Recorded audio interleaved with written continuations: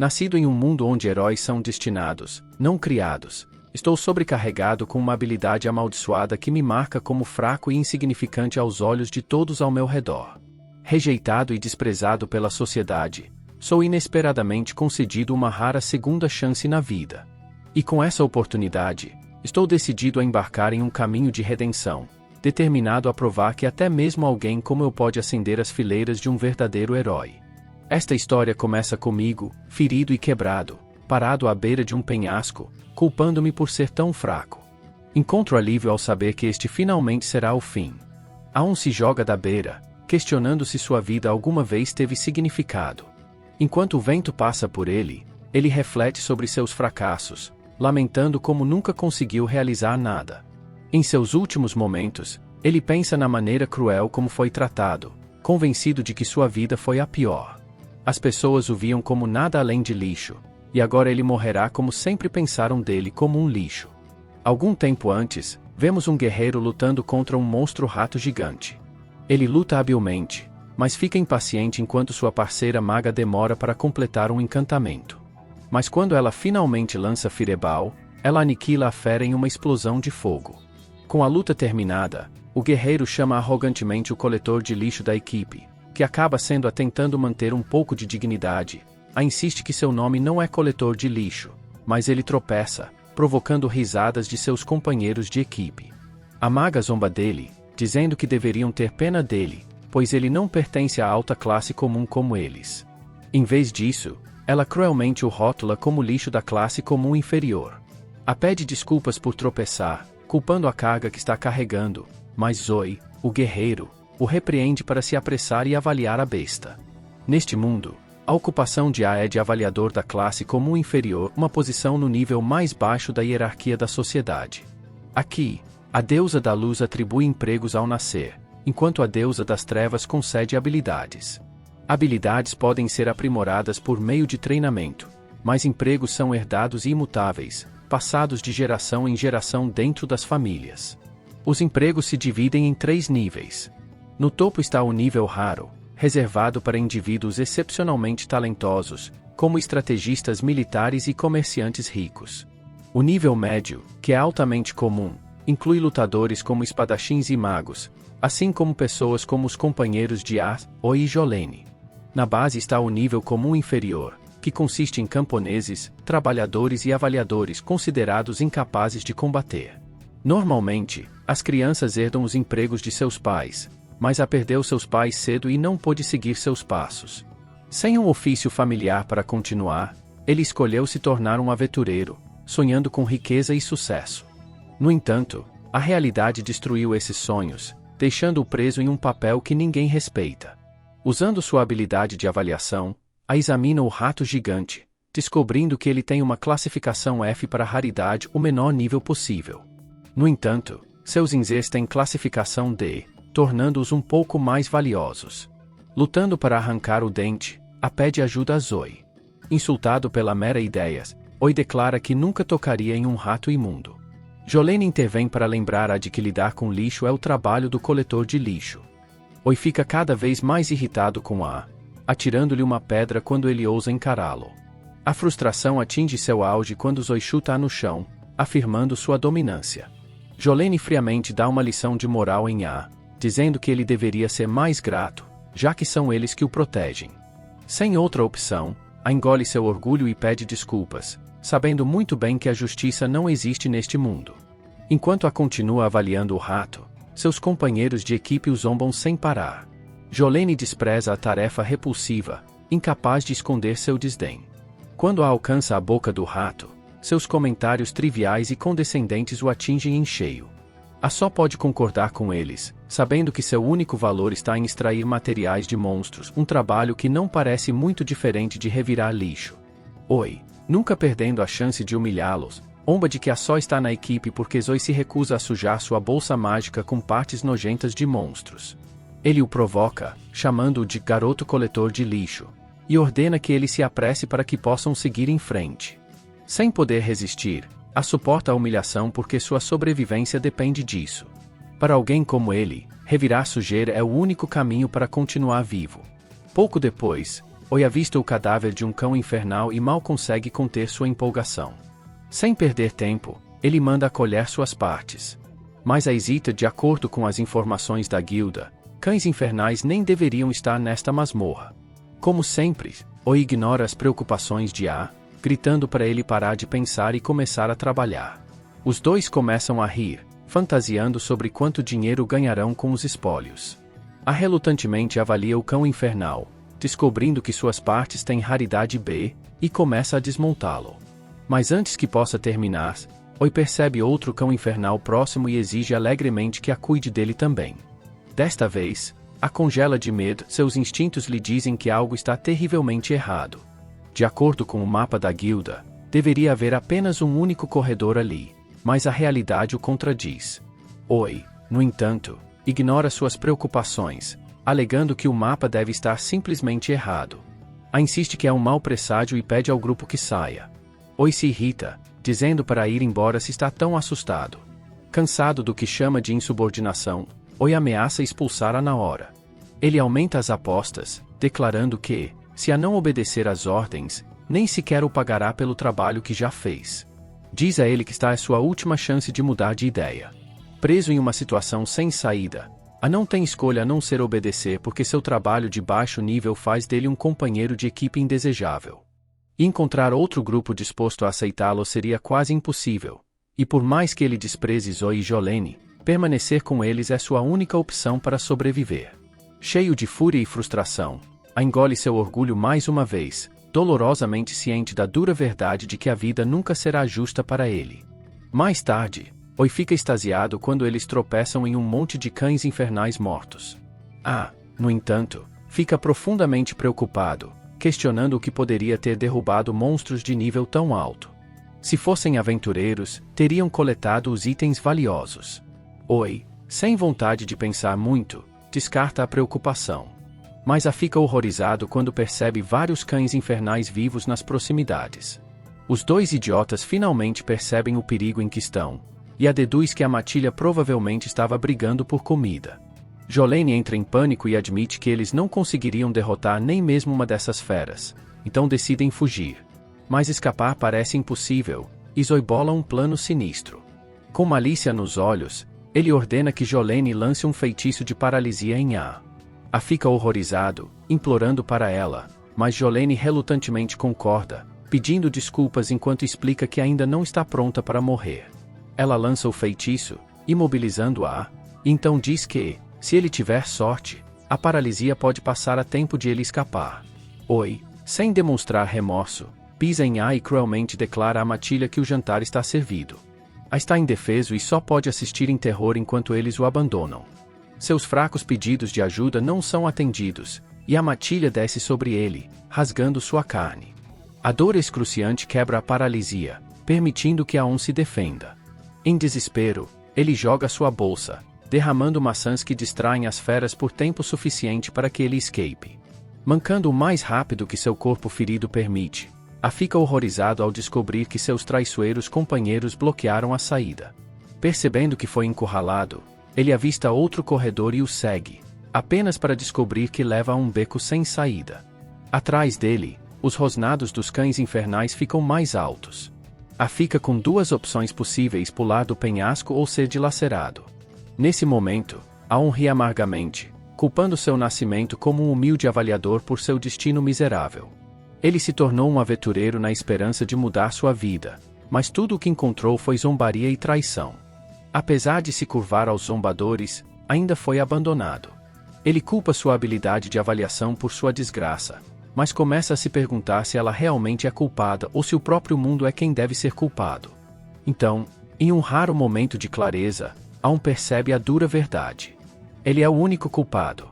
Ele passou a vida culpando seu trabalho, suas circunstâncias e todos os outros, enquanto fugia e colocava limites em si mesmo. Infelizmente, é tarde demais, mas A1 percebe que sua fraqueza é culpa dele mesmo. Ele então salta, ecoando suas palavras anteriores: foi tratado como lixo, e agora morrerá como lixo.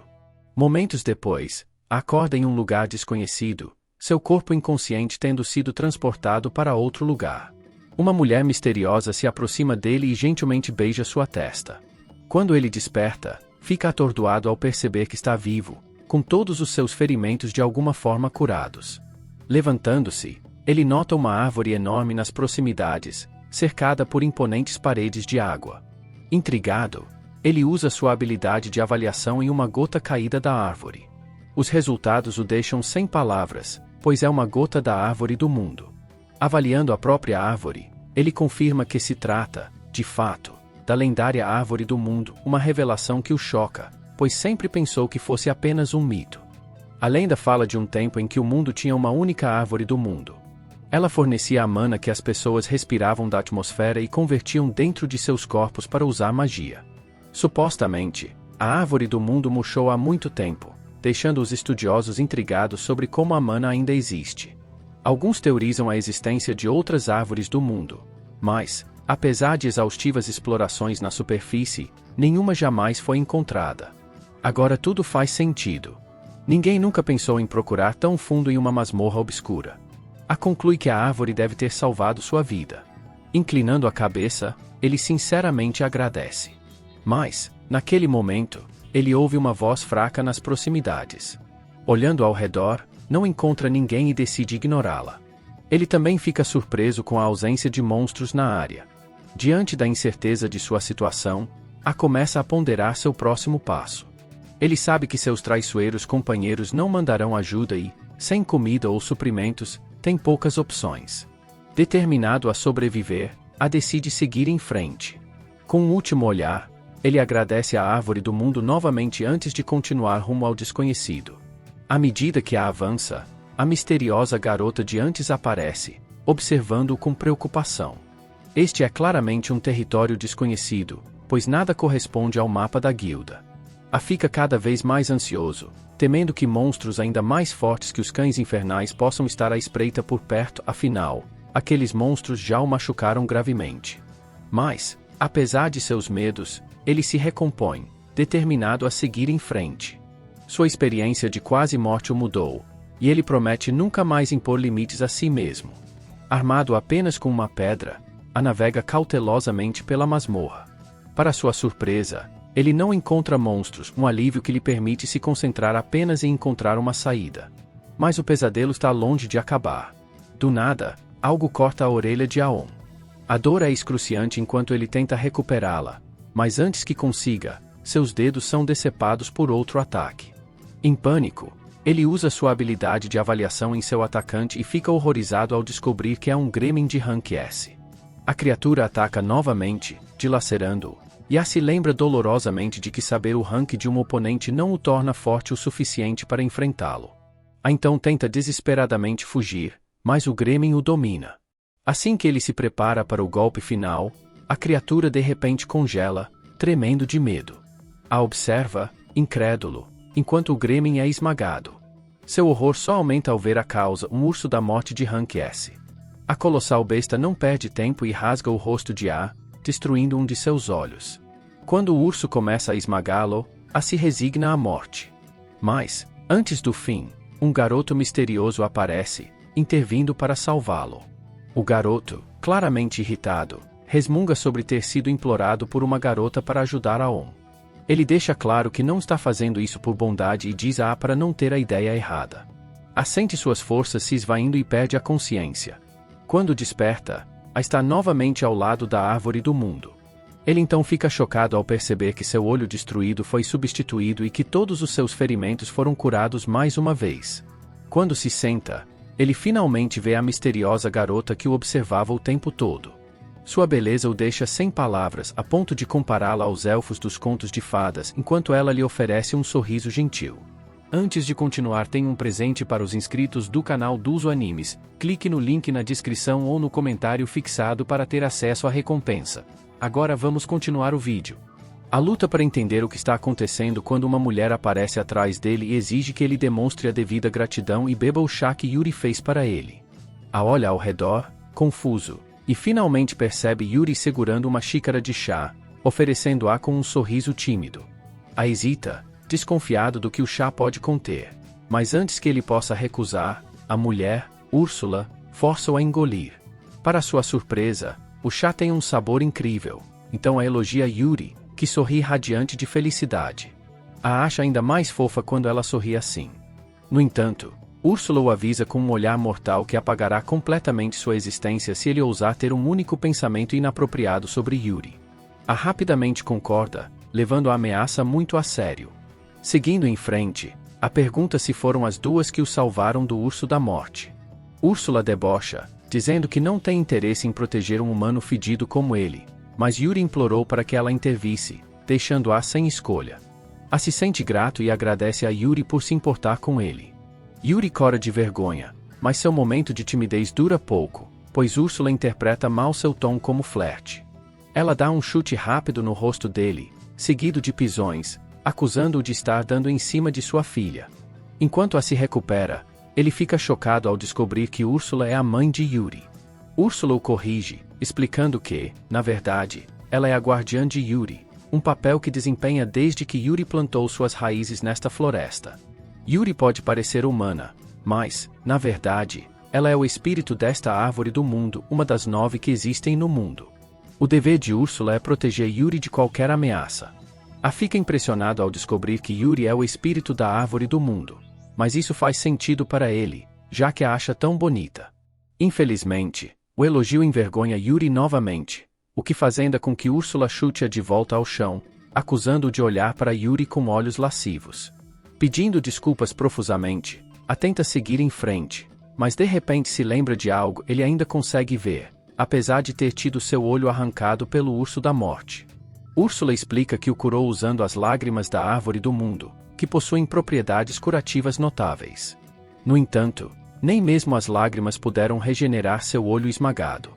Em vez disso, Yuri ofereceu altruisticamente uma parte da árvore do mundo para criar um novo olho para A, permitindo que ele voltasse a enxergar. A expressa sua profunda gratidão mais uma vez, mas a curiosidade o vence. Ele pergunta a Yuri por que ela estava tão preocupada com ele, se mal se conheciam. Yuri explica que foi porque ele a agradeceu quando caiu neste lugar. Embora seja raro as pessoas virem parar aqui, alguns incidentes já aconteceram, nos quais indivíduos caíram para sua perdição. Yuri sempre os salvava, mas nenhum jamais a agradeceu. Pelo contrário, assim que percebiam que ela era a árvore do mundo, exploravam-na egoisticamente coletando sua água, arrancando seus galhos e folhas para vender e lucrar. No entanto, foi a primeira pessoa a tratá-la com respeito genuíno, o que fez com que ela gostasse dele. Apesar do carinho de Yuri por A, Úrsula intervém, lembrando-os de que ele não deveria estar ali insistindo para que ele parta imediatamente. Yuri implora a Úrsula para não mandá-a de volta para a masmorra, sabendo que ele certamente morrerá. Úrsula, no entanto, permanece indiferente, dizendo que o que acontece com A não é problema dela. Yuri, desesperada para salvá-lo, implora a Úrsula que encontre uma maneira de garantir seu retorno seguro. Infelizmente, Úrsula explica que está de mãos atadas. Como guardiã da árvore do mundo, ela não pode se afastar muito de Yuri e também ressalta que magia de teletransporte não funciona nesta masmorra. Devastada pela falta de opções, Yuri começa a chorar. Ao ver suas lágrimas, Úrsula finalmente cede e propõe uma alternativa. Ela declara que treinará pessoalmente até que ele seja forte o suficiente para sair da masmorra sozinho. Yuri, aliviada e grata, agradece a Úrsula por concordar em ajudar. Tomado por gratidão e alegria, abraça as duas com força. No entanto, Úrsula rapidamente o afasta, irritada com a demonstração de afeto. Se recompondo, Úrsula avisa-a que seu treinamento será infernal, do tipo que apenas um dos maiores sábios do mundo pode proporcionar. Ela deixa claro que não tolerará preguiça ou esforços pela metade. A jura solenemente dar o seu melhor. Quando Úrsula o leva para fora para iniciar o treinamento, A começa a se sentir inquieto enquanto ela se afasta para se preparar. Ele se pergunta nervosamente se a ideia dela de treinamento pode envolver jogá-lo diretamente em batalha contra monstros sozinho. Nesse momento, Úrsula informa-a de que espera que ele lute contra monstros por conta própria, pois é a maneira mais rápida de ele aprender. Para sua primeira tarefa, ela aponta para um gremlin à distância e diz para ele começar por ali. Mas o problema é que a não consegue ver nada. Úrsula lembra a ele que seu olho esquerdo foi substituído por um pedaço da árvore do mundo, incentivando-o a tentar usá-lo. Ainda assim, mesmo com seu olho espiritual, a só vê escuridão. Úrsula explica que a não tem consciência suficiente para utilizar totalmente o potencial do olho espiritual. Refletindo sobre como perdeu seu olho original e como Yuri o ajudou a restaurá-lo, a se concentra profundamente. Quando abre os olhos novamente, o mundo parece mais brilhante e claro do que nunca. Agora, ele finalmente consegue ver o Gremlin espreitando ao longe. Úrsula anuncia que é hora de começar o treinamento e, sem aviso, joga uma pedra no Gremlin, provocando-o a avançar contra eles. Ela diz a que sua primeira tarefa é desviar de seus ataques em alta velocidade. A entra em pânico, dizendo que é impossível porque o Gremlin é rápido demais para ele acompanhar. Úrsula ignora suas reclamações, dizendo para ele usar sua habilidade de avaliação para analisar os movimentos do monstro. Cético, a relutantemente tenta e, para sua surpresa, a habilidade de avaliação destaca os padrões de ataque do Gremlin em tempo real. No entanto, saber onde os ataques vão atingir é inútil se ele não desviar de fato. Quando o Gremlin o corta, Úrsula ativa uma barreira para interromper a batalha. Em seguida, ela pega um frasco de gotas da árvore, emprestadas de Yuri, e despeja sobre a orelha cortada de A. Depois que se regenera, ela o avisa para levar isso a sério, pois ferimentos repetidos apenas prolongarão seu sofrimento. Com a barreira desativada, o Gremlin retoma seu ataque, mas desta vez, a se abaixa no momento certo para evitar o golpe. Após uma semana de treinamento exaustivo, a finalmente aprendeu a antecipar os movimentos do Gremlin e desviar de seus ataques todas as vezes. Orgulhoso de seu progresso, anuncia a Úrsula que dominou completamente a técnica. No entanto, sua confiança o torna descuidado, pois o Gremlin se aproxima sorrateiramente por trás e corta suas costas, pegando-o de surpresa. Rindo da dor dele, Úrsula ergue outro escudo ao redor deles para que possam fazer uma pausa. Embora goste de vê-lo sofrer, ela admite que ele se saiu bem e diz que ele passou no primeiro teste. Agora é hora da próxima lição e Úrsula informa a que ele precisa derrotar o Gremlin. A está disposto a tentar, mas logo aponta que sem um trabalho de combate, matar um monstro de classe S é impossível para ele. Úrsula antecipou isso e explica que, embora realmente fosse impossível com as suas mãos nuas, ele não precisará depender delas. Ela revela que fez uma espada especial para ele. Úrsula acrescenta que não queria fazer a espada ela mesma, mas Yuri se deu ao trabalho de quebrar um dos seus galhos para fornecer os materiais, tudo porque ela queria ajudá-lo. A fica profundamente comovido que Yuri teria suportado tanta dor por causa dele, jurando fazer bom uso da espada. Ele a agradece sinceramente. Com isso, Úrsula derruba a barreira e deixa enfrentar o Gremlin sozinho. Ele corre em direção à criatura, mas ela desvia sem esforço do seu primeiro golpe.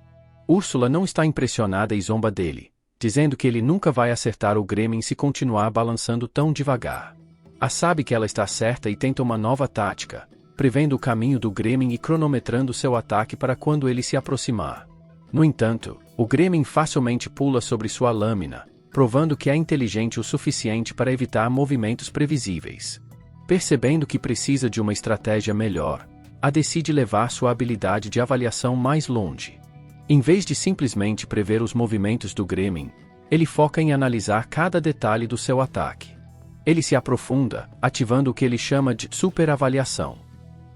Enquanto o Gremlin o ataca, de repente, a criatura parece congelada no tempo. Mas, na realidade, os olhos espirituais já estão avaliando seus movimentos tão rapidamente que parece em câmera lenta.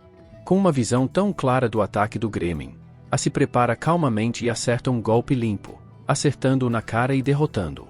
A está extasiado por derrotar seu primeiro monstro, mas Úrsula interrompe sua celebração, lembrando-o de que isso é apenas o começo.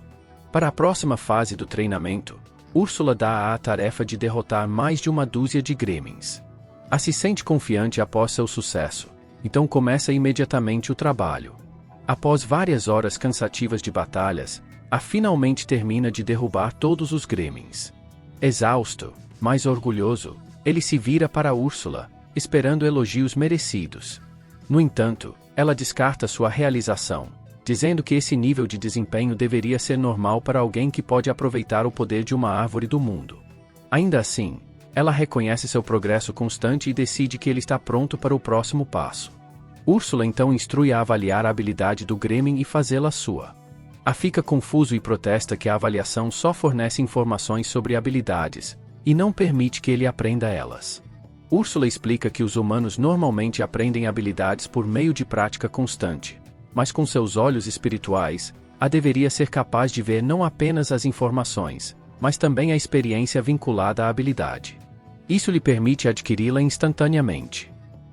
Então, curiosamente decide tentar e avalia a habilidade de movimento de alta velocidade do Gremlin. Assim que faz isso, uma dor de cabeça enorme o sobrecarrega, enquanto uma quantidade enorme de informações inunda sua mente. Caindo de joelhos de dor, ele luta para suportar a sobrecarga. Mas, quando a dor de cabeça finalmente diminui, ele percebe que adquiriu com sucesso a habilidade do Gremlin. Ele fica incrédulo por ter aprendido a habilidade tão rapidamente. Para testá-la, começa a correr pelo corredor da masmorra, surpreso com a rapidez com que está se movendo. Mas há um problema sério: seu corpo não está acostumado a se mover a essas altas velocidades. Em segundos, o esforço rasga todas as fibras musculares de seu corpo, deixando-o dobrado em agonia. Úrsula calmamente alcança-o, despejando algumas gotas da lágrima da árvore do mundo sobre seu corpo quebrado para curá-lo. Ela então explica que, se seu corpo não consegue lidar com a força da habilidade agora, a única solução é continuar praticando até que ele se adapte. Ela então começa uma intensa rotina de treinamento onde a usa repetidamente a habilidade até que seus músculos se rompam, e ela o cura mais e mais vezes. Isso continua até que o corpo de A finalmente pare de se quebrar sob a pressão. Seus músculos ficam mais fortes e ele agora pode usar a habilidade completamente sem se machucar. Sentindo-se confiante, A se pergunta se finalmente está pronto para desafiar o Urso da Morte. Úrsula dá uma risada diante de sua confiança excessiva, avisando-o de que, mesmo com seu progresso atual, ele ainda seria demolido se tentasse enfrentar a besta agora. Ela então aponta que, embora a velocidade e agilidade já tenham melhorado, ele ainda carece do poder de ataque necessário para enfrentar inimigos mais fortes. Para corrigir isso, ela lhe oferece a oportunidade de copiar uma de suas próprias habilidades. A fica empolgada e pergunta ansiosamente qual é a habilidade dela. Úrsula responde casualmente disparando uma bola de fogo contra ele. Ela explica que sua habilidade, Descartar Encantamento, permite que ela lance magia sem precisar de um cântico. A fica imediatamente impressionado, pensando que é uma habilidade incrivelmente poderosa. Ele está ansioso para aprender, mas Úrsula acrescenta uma condição: ele deve avaliar a habilidade enquanto desvia de uma de suas bolas de fogo, porque ela acha engraçado. Então, enquanto Úrsula dispara outra bola de fogo, avalia o ataque dela no meio do voo, adquirindo com sucesso a habilidade de Descarta Encantamento. No entanto, ele falha em desviar a tempo e é atingido de frente pela bola de fogo, desabando em agonia. Úrsula o cura mais uma vez, e a começa a treinar para lançar magias sem encantação. Como a não tem uma classe voltada para magia, suas reservas de mana são terrivelmente baixas, e ele esgota sua energia após apenas alguns feitiços. Mas, felizmente, as lágrimas da árvore do mundo não só o curam, mas também reabastecem sua mana enquanto aumentam ligeiramente sua capacidade mágica a cada vez. No entanto, dominar a técnica ainda exigirá muita prática. Depois de 2 semanas de treinamento rigoroso, A finalmente atinge uma grande conquista. Ele se torna capaz de lançar magias de nível médio e consegue até lançar mais de 1000 bolas de fogo simultaneamente. Com sua habilidade aprimorada de avaliação, novas habilidades e poder bruto, Úrsula decide que A finalmente está pronto para enfrentar outro Urso da Morte. Enquanto A se prepara para confrontar o monstro, ele se sente nervoso pela luta. Mas Úrsula o tranquiliza, dizendo que, se ele aplicar tudo o que aprendeu, a batalha será administrável. Então, quando o Urso da Morte avança, suas garras se aproximam de A com precisão mortal. Usando sua avaliação, A lê seus movimentos e contra-ataca com o feitiço Corte da Asa a Queima-Roupa. O ataque acerta diretamente o urso, causando danos significativos, embora não o suficiente para matá-lo. O urso ruge de fúria, mas A não dá a ele uma chance de se recuperar. Ele começa imediatamente a bombardear o monstro com bolas de fogo, uma após a outra, até que a besta finalmente seja derrotada. Enquanto ele fica sobre o monstro caído, A fica chocado com o quão fácil a luta foi. Por um momento, ele se pergunta se o Urso da Morte sempre foi tão fraco. Mas a verdade é que A se tornou incrivelmente forte. Vendo que agora exala confiança e é capaz de enfrentar monstros poderosos, Úrsula decide que seu treinamento finalmente está completo e diz a ele para sair da masmorra. Mas antes de partir, a volta à árvore do mundo para se despedir de Yuri e agradece a ambas, ela e Úrsula, por ajudá-lo a se tornar, bem, menos patético. Como um presente de desculpas, Úrsula entrega os restos do núcleo espiritual da árvore do mundo, uma pedra verde semelhante à usada para criar seu olho esquerdo prostético. Com um núcleo extra em mãos, a poderia criar um olho de reserva para casos de emergência. No entanto, ele hesita em aceitá-lo, sentindo-se confuso. Se uma pedra verde faz parte do núcleo da árvore do mundo, isso não significa que seja essencial para a existência de Yuri. Úrsula não oferece muita explicação, simplesmente tranquilizando-a de que Yuri ficará bem. Ela também esclarece que ele não ficará com a pedra para sempre, revelando com superioridade que colocou um feitiço nela para garantir que a pedra retornará a ela assim que ele morrer. Como a provavelmente nunca usará o núcleo como pretendido, Úrsula decide torná-lo útil para ele imediatamente, anexando-o ao seu olho espiritual, evoluindo-o para uma forma divina. Quando abre seu olho espiritual recém-atualizado, ele percebe que Yuri não está mais à vista. Desesperado, ele começa a chamar seu nome e procurar por ela, apenas para Yuri reaparecer momentos depois, surgindo de seu agora olho divino. Úrsula então revela a verdade: ela transplantou o núcleo da árvore do mundo da vida para o olho de Aon. Como Yuri é a personificação da árvore da vida, ela agora residirá dentro de seu olho daqui para frente.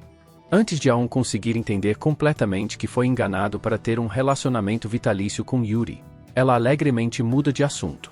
Alegremente, Yuri explica o quão útil ela será para ele agora, afirmando que poderá curá-lo sempre que ele quiser, quantas vezes for necessário. E, apesar da ridicularidade de tudo isso, a relutantemente admite que ter uma Vaffer todo-poderosa morando em seu globo ocular não é totalmente um mau negócio. No entanto, ainda verifica com Úrsula para garantir que ela está bem com esse arranjo, perguntando se ela realmente está bem sendo separada de sua preciosa filha. Ao ouvir essa pergunta ridícula, Úrsula chuta-a no rosto, esfregando seu pé contra sua cabeça para fazê-lo sentir a profundidade de sua irritação. Ela declara com raiva que não há como ela deixaria sua preciosa filha com um fraco ignorante como ele. A única razão pela qual ela está permitindo que Yuri vá é porque, desde que Yuri nasceu, ela tem se sentido sozinha, presa em um lugar e nunca teve a chance de fazer amigos. Sendo a mãe responsável que é, Úrsula quer que Yuri experimente o mundo pelos olhos de Aon e viva a vida jovem que ela nunca teve.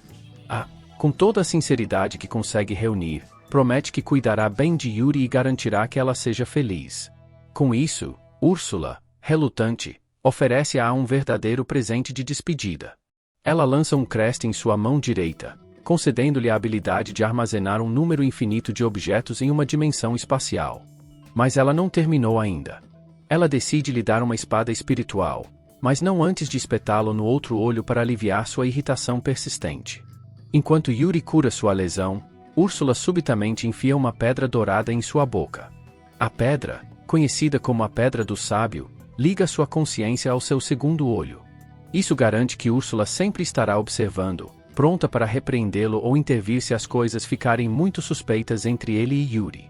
Não é exatamente a liberdade que a esperava, mas pelo menos ele não estará completamente sozinho.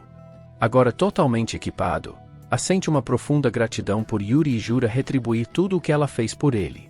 Em resposta, Yuri revela seu desejo: ela quer sua ajuda para encontrar suas irmãs, que foram espalhadas pelo continente e outras masmorras, escondidas como árvores da vida, sem um propósito claro na vida. Antes de assumir essa missão, pronto para viajar pelo mundo e reunir Yuri com sua família, finalmente, a volta para a masmorra. Com Úrsula, a comentarista indesejada, resmungando em seu ouvido, ele atravessa os monstros de Rank S com facilidade, como se a não fosse forte o suficiente já. Pronto, Úrsula começa a controlar remotamente sua habilidade de avaliação, usando-a para roubar as habilidades dos monstros de Rank S que ele derrota.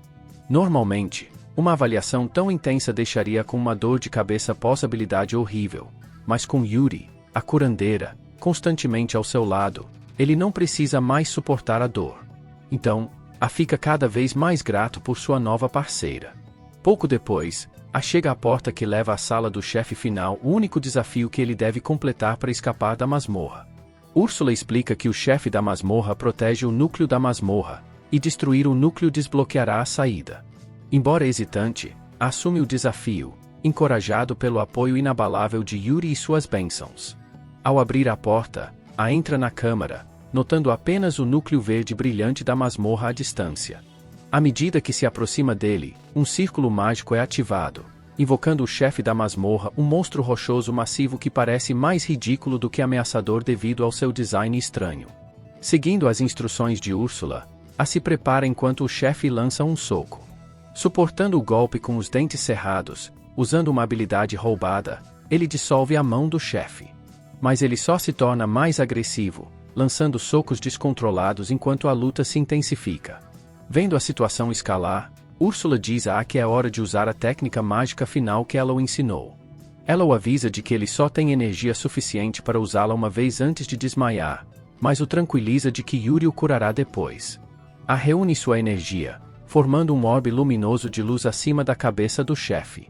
Com toda a sua força, ele lança o orbe como um meteoro, atingindo o chefe com uma explosão flamejante que deixa apenas escombros queimados em seu lugar.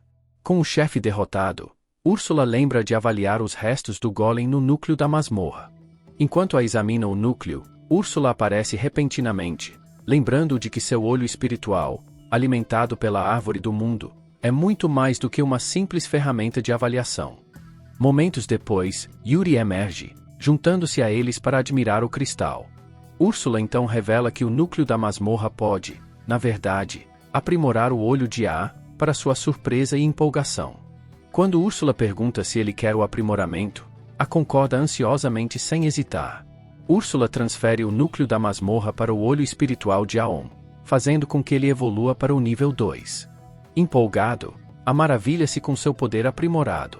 Vendo seu entusiasmo, Úrsula o aconselha a continuar caçando chefes de masmorras e absorvendo seus núcleos para continuar aprimorando seu olho e desbloquear todo o seu potencial. Depois disso, todos eles saem da masmorra. Quando saem, a porta se fecha atrás deles. Aon curiosamente corre de volta para verificar se está permanentemente selada. Úrsula confirma sua suspeita, explicando que a masmorra provavelmente foi fechada de vez agora que seu núcleo se foi. Ela também menciona que todo o olho no qual ele caiu anteriormente provavelmente também está selado. Isso significa que ninguém mais poderá acessar a árvore do mundo. Ao ouvir isso, Aon se sente aliviado, sabendo que não tem mais nada a ver com a masmorra e pode voltar à superfície sem arrependimentos. Enquanto isso, na Guilda dos Aventureiros, O está se gabando para um grupo de aventureiros sobre seu confronto com os cães do inferno. Ele os avisa a nunca se aproximarem da masmorra, contando uma história dramática de como heroicamente se sacrificou para que eles pudessem escapar. Claro, tudo isso é uma mentira para encobrir o fato de que Zoe usou-a como isca para salvar sua própria pele. Os aventureiros ingênuos caem em sua história fabricada, pendendo a cada palavra. Mas, de repente, a voz de corta o ar, e Zoe congela de terror ao virar para ver a muito vivo e bem. Em pânico, ele exige saber como sobreviveu. Revela com um sorriso arrogante que não só sobreviveu, mas também derrotou todos os monstros na masmorra. Oi, incrédulo, tenta negar, já que sempre assumiu que era apenas um perdedor fraco.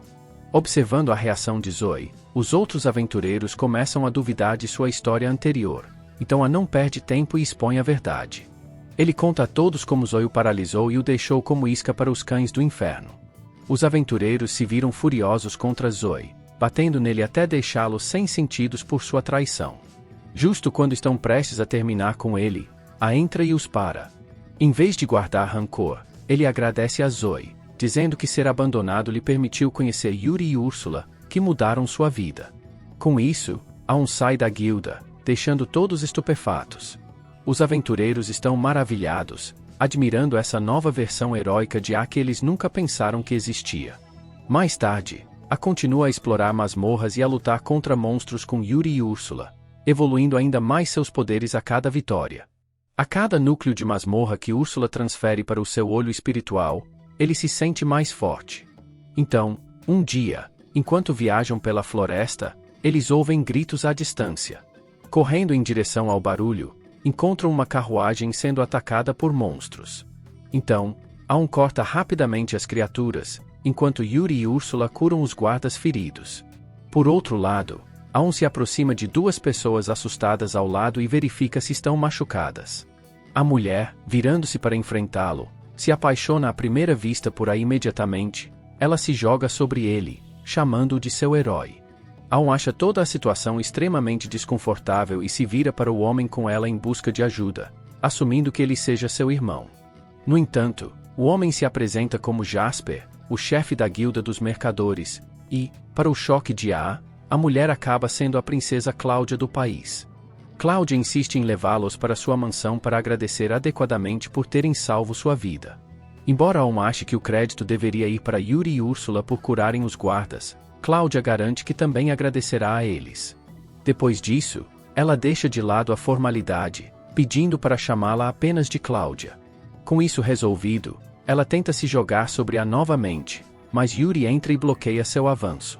Quando Cláudia pergunta, Yuri relutantemente declara que A é seu marido. A completamente pego de surpresa, se pergunta quando exatamente esse chamado casamento aconteceu. Como se as coisas não pudessem ficar mais estranhas, Cláudia declara casualmente que não se importa em ser sua segunda esposa. Enquanto Yuri e Cláudia discutem sobre quem vai reivindicar A, Jasper interrompe e pede para ter uma conversa privada com ele. Mas o que Jasper diz a seguir faz a engasgar com sua força, porque ele propõe casamento a A também. Jasper então começa revelando que é membro da Silver Phoenix Trading Company, uma das mais proeminentes do reino. Em seguida, ele leva a uma sala subterrânea cheia de várias joias e pedras preciosas que Jasper colecionou ao longo dos anos. Ele reconhece que o olho esquerdo de A é um núcleo espiritual e procede para contar uma história incomum sobre o motivo de estar procurando por um. Segundo Jasper, a árvore do mundo uma vez deixou a superfície e se tornou um núcleo secreto usado para selar o rei demônio. Jasper está claramente obcecado por essa história. Então, em uma reviravolta bizarra, ele pede A novamente em casamento para poder ser refletido para sempre no olho espiritual de A. Sua fixação bizarra pelo núcleo deixa-a completamente assustado. Então, Úrsula, surpreendentemente, aconselha a dar ouvidos ao pedido de Jasper para que eles possam usar seus recursos para localizar masmorras escondidas. Embora a ideia de fazer uma parceria com Jasper tenha seus méritos, A opta por propor uma amizade em vez disso. Quando a pergunta sobre outras masmorras, Jasper parece não saber de nada à primeira vista, mas promete que logo irão descobri-las, deixando-a esperançoso. Ainda assim, ficar preso na zona da amizade não é suficiente para o excessivamente ansioso Jasper, que claramente quer mais. Mas antes que as coisas fiquem ainda mais desconfortáveis, Yuri, Cláudia e Úrsula se juntam a eles, cada uma disputando a atenção de A. Está dolorosamente claro que todos na sala parecem querer um pedaço da salsicha de A, deixando-o tanto sobrecarregado quanto completamente perdido. A cena então muda para Aon e seu grupo chegando em um calabouço escondido que Jasper havia lhes contado, na esperança de encontrar a família de Yuri dentro. Yuri parece um pouco preocupada, mas Aon a tranquiliza, dizendo que vai garantir que ela os conheça. A cena então muda para dentro do calabouço, onde ele encontra o que parece ser um beco sem saída. Úrsula rapidamente o informa de que não é na verdade um beco sem saída, porque um feitiço de teletransporte foi lançado nas paredes, permitindo a entrada no verdadeiro calabouço. Com isso, Aon toca as paredes e é instantaneamente teletransportado para dentro. Ele fica chocado ao se encontrar em algo que parece mais uma selva densa do que um calabouço tradicional. Úrsula então explica que uma poderosa ilusão alterou a estrutura interna, moldando-a em algo completamente diferente. Ao ouvir isso, Aon começa a se perguntar se uma das irmãs de Yuri é responsável. Antes que ele consiga pensar mais sobre isso, uma voz o chama, e é a irmã de Yuri chamada Pina. Yuri dá um passo à frente, reconhecendo a voz, e a apresenta como sua irmã travessa. Pina, por sua vez, fica surpresa ao ver que Yuri se juntou a humanos. Yuri pergunta onde ela está, e Pina responde de forma brincalhona, dizendo que estará esperando no final do calabouço e desafia Yuri a vir encontrá-la. Aon, surpreso com sua atitude, pergunta por que ela não simplesmente os teletransporta até ela, já que Yuri veio até aqui. No entanto, Pina responde que não pode fazer isso, explicando que eles terão que caminhar o caminho todo para alcançá-la. Aon reconhece que isso faz sentido, pois a magia de teletransporte é um feitiço avançado e difícil de usar. Casualmente, Pina então os avisa de que o calabouço está cheio de armadilhas mortais e monstros poderosos, tornando sua jornada tudo menos fácil. Mas, apesar disso, Yuri permanece determinada a seguir em frente. No entanto, Pina a provoca, dizendo que provavelmente o namorado dela acabará fazendo todo o trabalho, deixando Yuri envergonhada. Ao então pede para que Yuri fique dentro do seu por segurança, sabendo dos perigos à frente. Pina não se impressiona e o acusa de estar apenas tentando agir de forma legal. E ela declara com confiança que ele não será capaz de passar pelo calabouço dela, afirmando que o dela é o mais difícil de todos os calabouços escondidos. Mesmo assim, Aon avança sem hesitar, assegurando-lhe que não será um problema. Pina o observa atentamente, suspeitando de suas verdadeiras intenções em relação à sua irmã, e decide que vai expor sua verdadeira natureza antes de acabar isso. Pina então observa de perto enquanto Aon caminha diretamente para uma armadilha e sorri, pensando que isso finalmente o envergonhará na frente de Yuri. No entanto, antes de ele cair nela, Úrsula o avisa sobre a armadilha, e ele salta facilmente sobre ela, para a irritação de Pina. Úrsula os incentiva a seguir em frente e limpar o calabouço rapidamente. À medida que avançam, Aon encontra várias armadilhas bem colocadas, mas ele evita todas com facilidade. Pina fica cada vez mais frustrada, vendo passar por todos os obstáculos que ela cuidadosamente desenhou. Yuri, notando a irritação de sua irmã, menciona casualmente que Pina sempre gostou de criar coisas e entreter os outros com elas.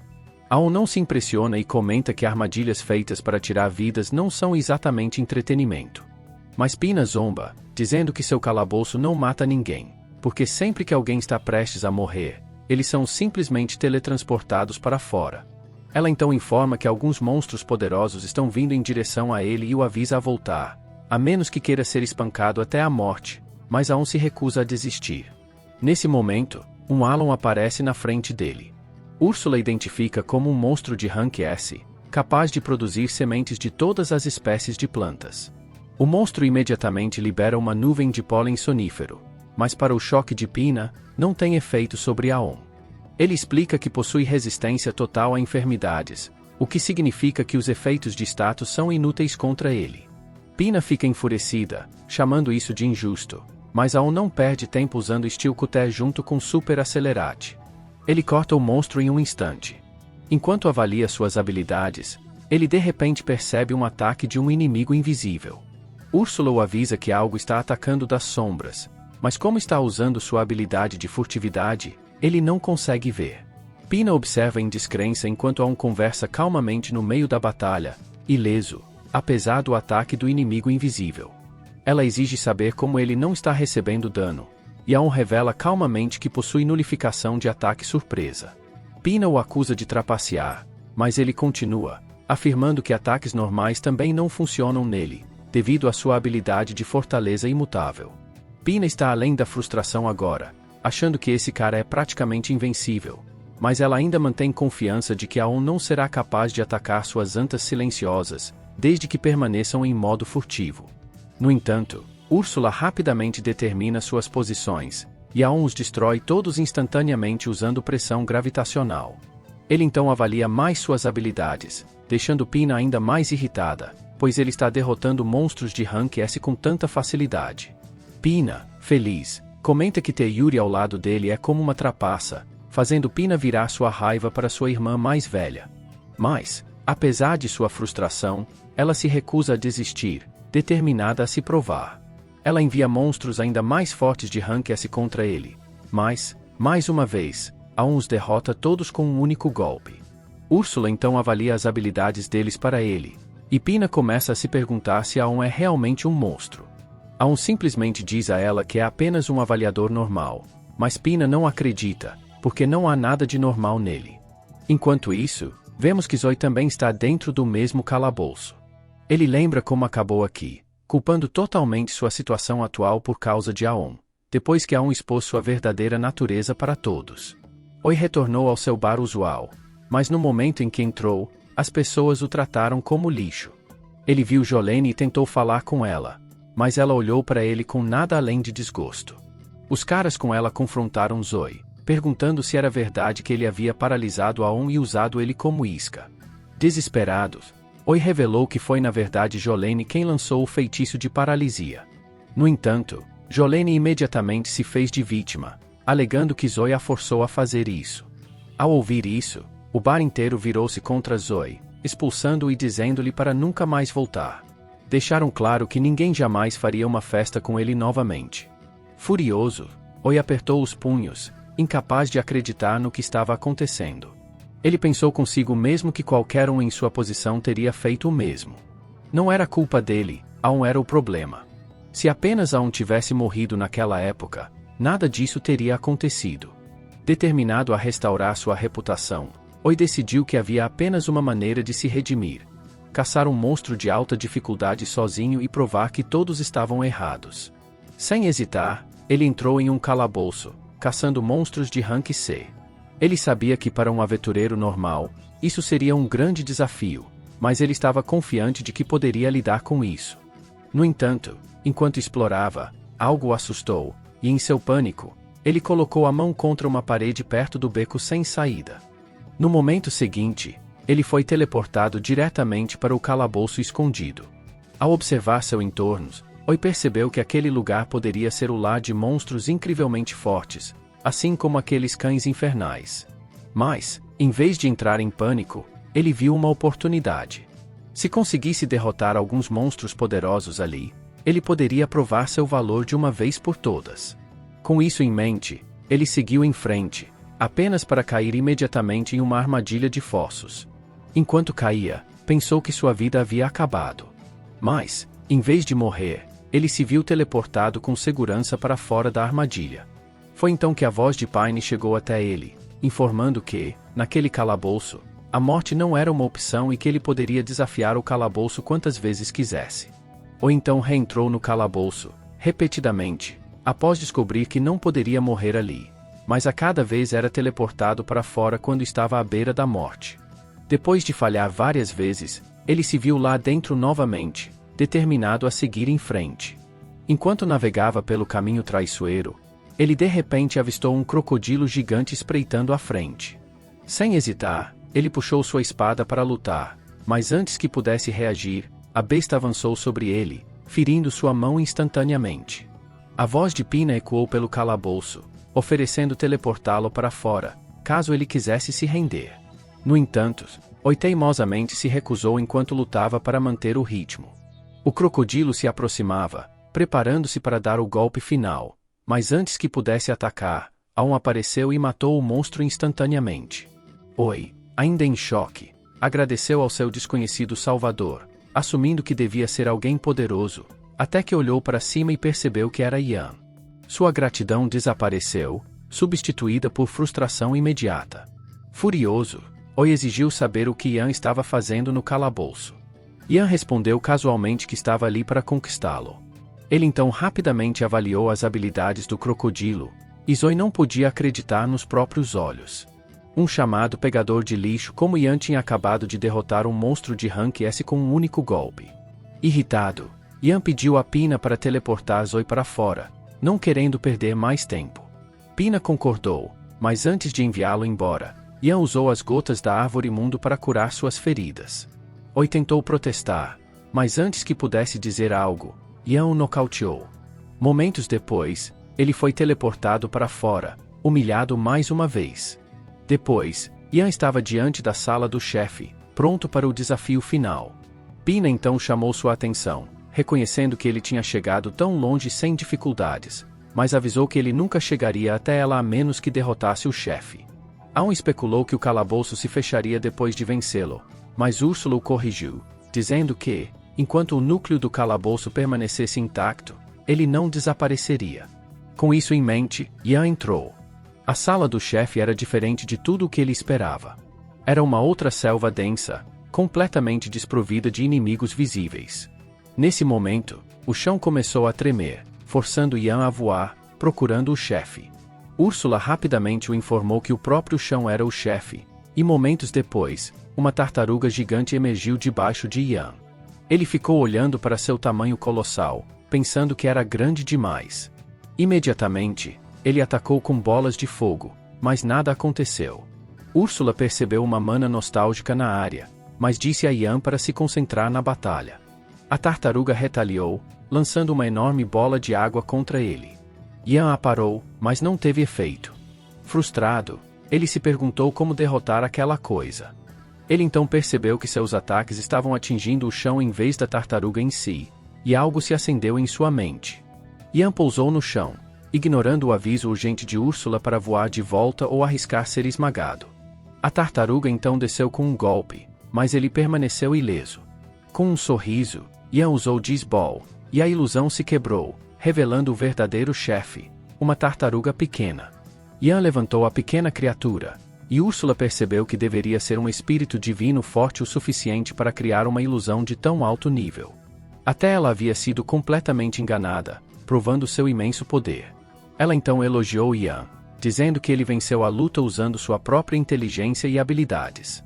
Curioso, Yan elogiou a tartaruga e, para seu espanto, era filha de Genu, uma das 4 bestas divinas da criação. Úrsula ficou surpresa com a revelação, e Yan perguntou a Pina se ele realmente precisava derrotá-la. Mas ela teimosamente insistiu que ele não conseguiria concluir o calabouço a menos que o fizesse. Yan argumentou que, como quebrou a ilusão, já havia vencido e se recusava a machucar a pequena criatura. Pina continuou resistindo, mas Yan usou o truque da simpatia e, após alguma hesitação, ela finalmente cedeu. Yan e os outros então entraram na câmara onde a árvore mundo estava, e no momento em que Pina viu Yuri, ela se jogou nos braços da irmã. As duas se abraçaram, felizes por se reencontrarem depois de tanto tempo. Após um momento, Pina olhou para Yan e apontou para ele acusatoriamente, dizendo que ele foi quem a implicou. Yuri rapidamente defendeu Yan, dizendo à irmã que ele não era uma pessoa má. Pina olhou para Yuri desconfiada, percebendo algo em seu tom, e com um sorriso provocante, comentou que parecia que Yuri estava apaixonada por ele. O rosto de Yuri instantaneamente ficou vermelho, envergonhada pela acusação. Ela pensou que Pina não tinha mudado nada, ainda tão brincalhona quanto sempre, mas ela se sentiu aliviada por sua irmãzinha estar tão animada como sempre. Yan, observando-as, sorriu, feliz por vê-las reunidas e felizes. Então Pina anunciou de repente que queria sair com eles, dizendo que estava cansada de ficar no subterrâneo. Ela explicou que poderia dar seu núcleo espiritual a Yan, assim como Yuri fez, para que ele pudesse levá-la junto. Yuri não teve objeções e perguntou a Yan o que ele achava. Não vendo razão para recusar, ele concordou. Nesse momento, a pequena tartaruga de antes começou a brilhar e, em segundos, se transformou em uma garota. Ela se apresentou como Caim, a guardiã de Pina e filha da besta divina Genu. A expressão de Úrsula mudou imediatamente. Sua atitude normalmente casual desapareceu e ela se dirigiu a Caim com profundo respeito. Yan ficou surpreso em ver Úrsula falando de forma tão formal. No entanto, Caim fez um gesto com a mão e disse a ela para relaxar. Úrsula então disse a Yan que, antes de levar Pina, ele deveria pedir permissão a Caim. Yan fez como foi orientado, e Caim deu sua permissão. Ela também lhe deu uma pedra sábia e pediu para acompanhá-los, demonstrando suas habilidades de barreira para provar que poderia ser útil. Yan não viu razão para recusar e concordou sem demora. Úrsula começou a criar o núcleo espiritual de Pina e a pedra sábia em um olho prostético. Quando ficou pronto, ela o transplantou em Yan, fazendo seu olho evoluir para o nível 4, dando-lhe a habilidade de ver através de técnicas de ilusão. Ao olhar ao redor, Yan percebeu como as coisas ficaram mais vivas. Ver Yuri em tão alto espírito o deixou satisfeito. Úrsula, observando a felicidade de sua filha, agradeceu a Yan pelo que ele havia feito. No entanto, Yan simplesmente respondeu que estava apenas fazendo o que deveria. Com mais 6 irmãos para encontrar, ele focou em seu próximo objetivo. Enquanto isso, do lado de fora do calabouço escondidos, Oi lentamente recuperava a consciência. À medida que sua mente se clareava, ele processava o que acontecerá, e a frustração começou a crescer dentro dele. Ele não conseguia acreditar que Yan, a mesma pessoa que já havia pegado lixo para ele, agora estava tão incrivelmente poderoso. Depois disso, vemos Jasper escoltando-a até a guilda local de aventureiros, já que eu precisava vender alguns saques da masmorra, e ter Jasper ao seu lado facilitaria o processo. Jasper era amplamente reconhecido como um comerciante fabulosamente rico, ainda assim, eu permanecia um enigma para todos. Jasper então informou com confiança à recepcionista que eu estava lá para descarregar alguns tesouros da masmorra e, quase imediatamente, Jasper expressou sua intenção de comprar toda a coleção. Ansiosa para ajudar, a recepcionista solicitou o cartão da guilda de I. No entanto, quando ele o entregou, ela ficou chocada ao descobrir que ele possuía apenas um status de avaliação de rank F. Essa revelação a levou a adotar um tom condescendente, duvidando abertamente que um avaliador de rank F pudesse ter derrotado qualquer monstro. Logo, os outros membros da guilda se juntaram ao ridículo. Imperturbável, Jasper instigou-a a simplesmente apresentar seus itens. A então desbloqueou seu armazenamento, revelando uma verdadeira montanha de partes de monstros de rank S. Apesar da qualidade evidente e do volume do saque, os aventureiros reunidos imediatamente assumiram que eu devia ter roubado tudo de outra pessoa. Afinal, eles achavam inconcebível que ele pudesse ter derrotado pessoalmente tantos inimigos formidáveis. Essa atitude desdenhosa era exatamente o motivo pelo qual Aon sempre evitava frequentar a guilda. Ele era constantemente desprezado por seu humilde status de avaliador de rank F. Ainda assim, nem todos eram superficiais, pois a mestra da guilda, Megan, emergiu de seu escritório e repreendeu severamente os aventureiros zombeteiros por menosprezarem alguém que mal conheciam apenas com base em sua classe. Determinada a corrigir as coisas, a recepcionista escaneou os itens com um dispositivo de avaliação e, para seu espanto, cada peça foi confirmada como genuína. Jasper fortaleceu ainda mais a reputação de A ao afirmar que poderia garantir pessoalmente sua habilidade em derrotar aqueles mesmos monstros. Percebendo a gravidade de seu erro, a recepcionista ofereceu um pedido de desculpa sincero. Megan também pediu desculpas em nome da guilda, prometendo dar uma bronca severa na recepcionista mais tarde. Apesar do fato imutável de que a classe de uma pessoa é determinada no nascimento, Megan encontrou esperança em indivíduos como A, que se recusavam a ser limitados por tais restrições. E A, por sua vez, sentiu-se grato por encontrar alguém que o julgava por suas habilidades, em vez de seu rank. Megan realmente tinha criado afeição por A, então tinha certeza de que cruzariam caminhos novamente em breve. Por ora, porém, ela tinha trabalho urgente a fazer, deixando-a para finalizar seus negócios. A recepcionista então pediu que Aon esperasse no lounge enquanto ela processava seus itens. Mas, sem que ela soubesse, Aon ainda tinha uma montanha de saque para vender, tendo limpado sozinho uma masmorra secreta inteira. Assim que a notícia se espalhou de que A havia feito isso, todos aqueles que zombaram dele começaram a clamar por detalhes. Sobrecarregado por essa atenção repentina, A decidiu fugir. Um pouco mais tarde, Aon procurou refúgio no banho para relaxar do estresse. Enquanto ele estava imerso pacificamente, Yuri inesperadamente apareceu ao seu lado. Levou um momento para ele perceber que ela estava no banho com ele e, quando a realização bateu, ele entrou em completo pânico, se afastando apressadamente. Yuri não conseguia entender seu distanciamento repentino, já que normalmente eram inseparáveis. Logo depois, Pina chegou e começou a provocá-lo, alegando que a tinha sido dominado pela luxúria ao ver Yuri nua, embora eu tenha negado firmemente. Normalmente, Yuri e Pina nem estariam no banho masculino, mas Pina o lembrou de que, como espíritos, estavam isentas de tais costumes humanos. Ela então o provocou ainda mais, perguntando se ele estava envergonhado porque estava tendo pensamentos pervertidos sobre Yuri. Determinado a provar sua inocência, eu mantive contato visual firme com Yuri, até que seu olhar involuntariamente deslizou para suas curvas generosas, deixando sua mente momentaneamente em branco. Nesse exato momento, Úrsula apareceu, claramente descontente com o olhar prolongado de Aon para o corpo de Yuri. Ela o alertou, ameaçando eviscerá-lo com sua magia mais potente se ousasse tocar em Yuri. Yuri, tentando acalmar a situação, implorou para Úrsula parar, insistindo que a não havia feito nada inapropriado. No entanto, ao ouvir seu apelo, Úrsula suspeitou que a já pudesse ter ultrapassado os limites e se preparou para atacá-lo de qualquer forma. Sentindo o perigo iminente, Yuri instigou-a a fugir, enquanto Pina não conseguiu evitar assistir a todo o espetáculo com um sorriso travesso. Assim que a comoção finalmente diminuiu, A emergiu do banho e se acomodou em uma mesa, esperando evitar novas tentativas de Úrsula de acabar com ele. Coin já estava lá, calma e composta, então conversaram amigavelmente.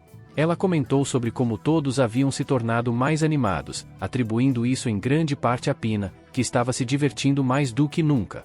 Coin explicou que Pina era quase como uma filha para ela, tendo criado o núcleo espiritual de Pina como uma guardiã, que eventualmente floresceu em uma personalidade única. Eu então me lembrei de que, além de Yuri e Pina, ele acreditava que havia outros 6 espíritos da árvore a serem encontrados. No entanto, Coin o corrigiu, informando que, na verdade, eram 7. Intrigado, já que tinha ouvido que a árvore mundo original havia murchado anos atrás, eu ouvi enquanto Coin explicava que o núcleo espiritual da primeira árvore, a Kidna, ainda existia, embora ninguém soubesse seu paradeiro. O mesmo mistério envolvia o restante dos espíritos da árvore. Apesar da tarefa assustadora de rastreá-los, eu permaneci inabalável, sua determinação alimentada por seu desejo de fazer Yuri feliz e reuni-la com sua família. No dia seguinte, Megan chegou à mansão de Jasper em busca de A, trazendo um pedido especial. Quando a perguntou por que ela o procurou especificamente, já que qualquer membro da guilda poderia ter sido escolhido, ela explicou que a missão era exclusivamente adaptada para ele. Ela então perguntou se ele tinha algum conhecimento sobre o Bemomoth. Desconhecendo o termo, Aon ouviu enquanto ela explicava que o Bemomoth era um dos lendários dragões originalmente invocados pelo Lorde Demônio Mikarin. Depois que Mikarin foi selado, o dragão se retirou para se esconder, mas recentemente ressurgiu e, curiosamente, estava atacando apenas comerciantes que passavam pela área. Por causa disso, Megan oficialmente concedeu a missão de rank SS para derrotar o Bemomoth, um desafio perigoso que poderia muito bem custar sua vida. Ela expressou que entenderia se ele recusasse, mas antes que pudesse terminar, a declarou sua intenção de aceitar a missão sem hesitação. A partiu para o deserto, onde o Bemomoth havia sido avistado pela última vez. Úrsula avaliou cuidadosamente sua localização exata, garantindo que sabia precisamente onde a criatura estava. Mas antes que o enfrentasse a besta, Úrsula o alertou: o Bemomoth era capaz de absorver ataques mágicos e podia usar o próprio ar para lançar ataques poderosos o suficiente para cortar o espaço. Ele ouve o aviso, mas como o Bemomoth pode absorver magia, a percebe que deve confiar apenas em sua espada.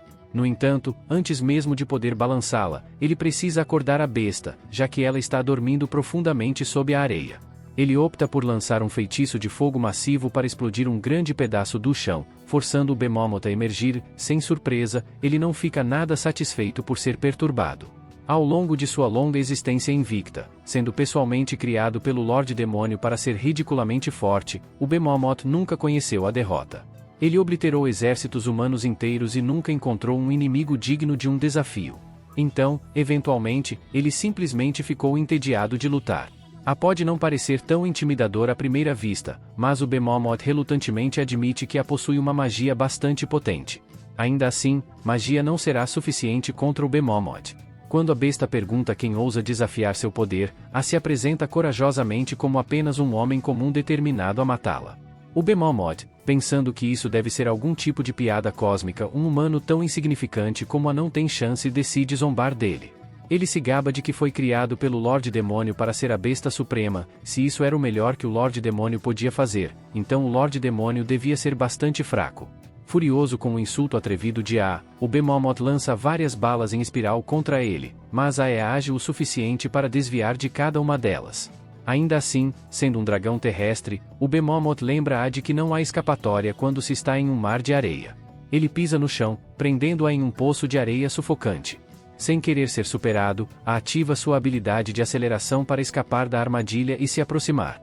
Quando ele chega perto o suficiente, ele corta o braço do Bemomoth. Percebendo que esse humano persistente pode realmente representar uma ameaça, o Bemomoth muda de tática e mergulha na areia. Enquanto o Bemomoth nada invisível sob a superfície, se vê sem ideia de onde virá o próximo ataque e abaixa sua guarda por uma fração de segundo. Aproveitando o momento, o Bemomoth explode debaixo dele e até chega a engolir-a inteiro. O Bemomoth então ri alto, convencido de que provou completamente sua superioridade sobre o tolo desafiante, Mas sua celebração foi tragicamente prematura, pois, em questão de momentos, seu rosto explode em uma detonação mágica.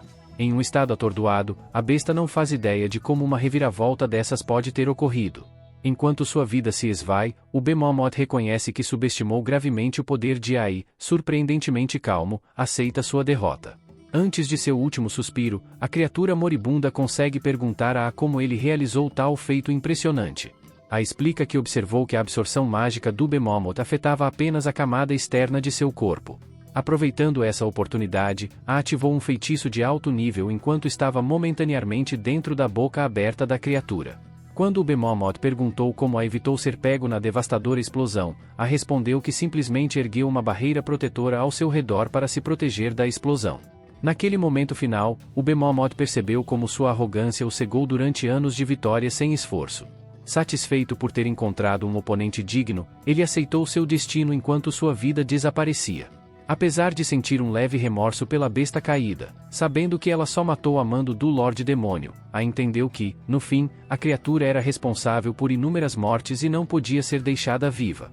Nesse momento, Úrsula o instigou a avaliar rapidamente suas habilidades, e logo depois, a comoção de celebração cresceu ao seu redor enquanto todos comemoravam sua vitória. Pouco depois de seu triunfo, recebeu sua convocação para o Palácio Real. Enquanto esperava, a própria princesa apareceu para cumprimentá-lo. Ela se desculpou por não visitá-lo com mais frequência, embora fosse, de fato, considerada sua segunda esposa. Respondeu friamente que eles não eram realmente casados, mas ela escolheu ignorar seu comentário e informou que seu pai havia solicitado a reunião.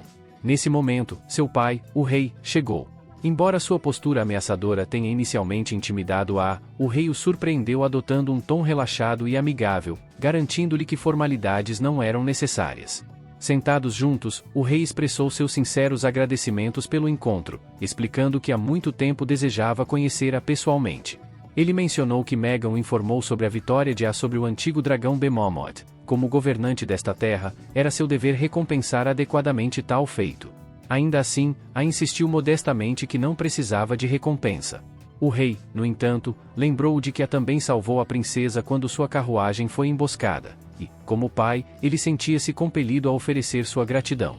Retrucou dizendo que, se alguém merecia agradecimentos, esse alguém era Yuri, já que ele se tornou forte apenas com a ajuda dela. Comovido por suas palavras, o rei também estendeu seus agradecimentos a Yuri, embora ela permanecesse tímida e se escondesse atrás de O rei continuou comentando que tinha um aguçado senso para julgar caráter, e podia ver claramente que era alguém que nunca deixaria o poder corrompê-lo. Com assuntos urgentes a tratar, o rei concluiu a reunião do dia, mas não antes de presentear-a com um presente, um relógio finamente feito, portando o brasão real. Esse presente, explicou ele, garantiria uma passagem praticamente restrita pelo reino. Embora hesitasse em aceitar um item tão valioso, sabendo de seu potencial para ajudá-lo a explorar áreas normalmente proibidas em sua busca para encontrar a família de Yuri, ele acabou aceitando com gratidão. A notícia da derrota do Bemomoth começou a se espalhar como fogo pelo reino, e sua popularidade disparou. Enquanto isso, a reputação de Zoe despencou a novos patamares. Agora, todos o viam como pouco mais do que lixo. O que mais enfurecia Zoe era que as pessoas não paravam de falar sobre as conquistas de mesmo que, até pouco tempo atrás, Zoe fosse mais forte que ele. Ele fervia de raiva, pensando que tudo poderia ter sido melhor se tivesse permanecido fraco ou, melhor ainda, nunca tivesse existido. Nesse momento, uma voz feminina interrompeu seus pensamentos amargos, oferecendo ajuda. A misteriosa oradora se apresentou como um espírito da árvore chamado Midna. Enquanto isso, Yuri lentamente desperta de um cochilo agradável, justo quando Pina entra em seu quarto, recém-saída do banho. Enquanto ajuda Pina a secar e arrumar o cabelo, Yuri confessa a ela sua crescente preocupação com porque ele não se mexeu desde sua última batalha, e ela teme que algo possa estar errado. Pina, no entanto, a tranquiliza dizendo que provavelmente está apenas exausto por causa dos combates recentes. Ainda assim, Pina sugere que, se Yuri realmente quiser animá-lo, ela deve preparar uma refeição suntuosa para ele quando ele finalmente acordar, já que ele certamente apreciaria o gesto. Convencida pela ideia, Yuri concorda, e Pina propõe que saiam juntas para comprar mantimentos antes que recupere a consciência. Yuri hesita, preocupada que sair sem possa ser perigoso, mas percebe que as chances de um desastre acontecer apenas dessa vez são pequenas. Ao mesmo tempo, permanece deitado, atormentado por um terrível pesadelo. Em seu sonho, ele revive sua antiga vida como mula de carga de Zo, onde era incessantemente maltratado e humilhado, e cada insulto era respondido com um sorriso forçado, como se ele não passasse de um tolo indefeso. O pesadelo se intensifica quando ele se imagina sendo devorado por cães infernais, um destino que ele evitou por pouco graças a Yuri e Úrsula. No meio do horror, uma manifestação sombria de suas próprias inseguranças surge, zombando dele, dizendo que, não importa o quanto se esforce, ele nunca conseguirá superar sua verdadeira natureza. De repente, desperta aos gritos, ainda sentindo os resquícios do pesadelo, e encontra Úrsula sentada ao lado de sua cama. Ela gentilmente o informa que ele dormiu por tempo demais e que Yuri e Pina estavam preocupadas. Curioso e ansioso, pergunta a Úrsula onde elas estão. Ela explica que Yuri e Pina saíram para fazer compras juntas. Essa notícia alarma-a, pois ele teme que seja perigoso para elas estarem sozinhas sem proteção. Úrsula rapidamente o acalma, assegurando que está monitorando ambas em tempo real e que correrá para ajudá-la se necessário. Por enquanto, ela aconselha a descansar um pouco mais, reconhecendo o impacto que o pesadelo teve sobre ele. Enquanto se acalmam, relata as visões terríveis de seu sonho, confessando que, se não tivesse encontrado Úrsula e Yuri, ou se Yuri não tivesse convencido Úrsula a ajudá-lo, ele provavelmente teria se tornado comida para monstros. Apesar de ter sobrevivido por pura sorte, a amarga verdade o corrói. No fundo, ele ainda se sente apenas um avaliador inútil. Ao mesmo tempo, ou permanece em estado de choque com uma proposta inesperada. Ele exige saber se Ikina realmente está falando sério sobre ajudá-lo a se vingar de A. Em resposta, Ikina revela o segredo do olho espiritual, explicando que a força extraordinária de A não é apenas fruto de seus próprios esforços, mas se deve em grande parte ao fato de ter recebido um olho espiritual. Indignado com a ideia de que alguém que ele considera insignificante conseguiu superá-lo apenas por ter recebido um presente, ou ferve de inveja. Então, Ikina lhe faz uma oferta irrecusável. Ela pergunta se ele gostaria de receber seu próprio olho espiritual. Sem hesitar por um segundo, o aceita avidamente. Aproveitando o momento, Ikina cria um olho espiritual em sua mão e o implanta à força na testa de Zo. A dor excruciante é imediata, seu corpo convulsiona e começa a se transformar. Quando a metamorfose se completa, O se tornou uma criatura monstruosa e poderosa. Encantado com suas novas habilidades, ele salta no ar para testar sua agilidade, correndo sem esforço pelos telhados. No entanto, sua alegria é rapidamente arruinada quando ele avista Jolene com seu novo namorado. Ainda amargurado pelo abandono do passado, O não consegue conter sua fúria. Ele avança e morde brutalmente a cabeça do homem, arrancando-a completamente. Enquanto mastiga a cabeça decepada, ele provoca Jolene, zombando dela, perguntando a quem ela recorrerá agora para proteção. Horrorizada, Jolene percebe que o monstro diante dela é ninguém menos que Zo e implora desesperadamente por sua vida. Mas Zo, insensível aos seus apelos, a executa sem piedade, arrancando sua cabeça também. Enquanto isso, na cidade, Pina e Yuri passeiam tranquilamente pela rua quando um estrondo repentino quebra o silêncio. O pânico toma conta quando as pessoas começam a fugir em terror, pois há um monstro à solta. No meio do caos, Yuri avista um garotinho ferido no chão. Correndo para ajudá-lo, ela usa seu fluido de cura para tratar seus ferimentos e o incentiva a fugir para um lugar seguro. Mesmo enquanto cura o garoto, Yuri decide que não irá embora até garantir que todas as pessoas feridas sejam socorridas. Determinada a proteger aqueles presos na destruição, ela se recusa a fugir. Enquanto isso, O continua seu ataque desenfreado pela cidade, para o divertimento de Ikina. No entanto, logo ela perde a paciência com sua destruição sem propósito e ordena que ele ataque os espíritos próximos.